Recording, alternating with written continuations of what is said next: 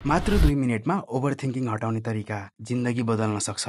Hello and welcome to the episode 15 of the mental detox series. यदि तपाईको धेरै सोच्ने बानी छ भने सुत्नुभन्दा अगाडि यो 3-2-1 ग्रेटिट्युड एक्सरसाइज गर्नुहोला, जसले गर्दा दौडिरहेको दिमाग शान्त हुन्छ र तनाव र एन्जाइटी पनि कम हुन्छ अनि मिठो निन्द्रा लाग्छ। मसँग के छैन भन्दा पनि के छ भन्ने कुरामा फोकस जान्छ, जसले गर्दा ब्रेन ह्याप्पी मोडमा जान्छ।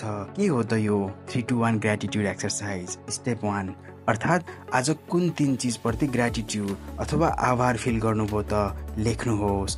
ठुलो कुरा हुनै पर्दैन, सानो सानो कुरा पनि हुन सक्छ।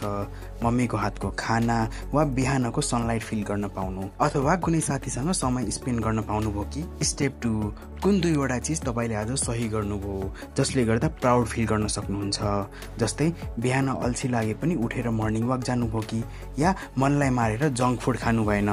स्टेप 3, कुनै एउटा चिज जसको लागि भोलि बिहान उठ्न एक्साइटेड हुनुहुन्छ, जस्तै कुनै इम्पोर्टेन्ट डेट अथवा बिहान एक्सरसाइज गर्नलाई किन नहोस्, कसैलाई भेट्न हुन सक्छ। जे होस् लेख्नुहोस्। सधैँ एउटै आन्सर आइरहेको छ भने अलिक गहिराएर सोच्नुहोस् र आफूलाई बुझ्ने प्रयास गर्नुहोस् अनि आफ्नो ओभरथिङ्कर फ्रेन्ड्सहरूलाई फरवार्ड गरिदिनु होला।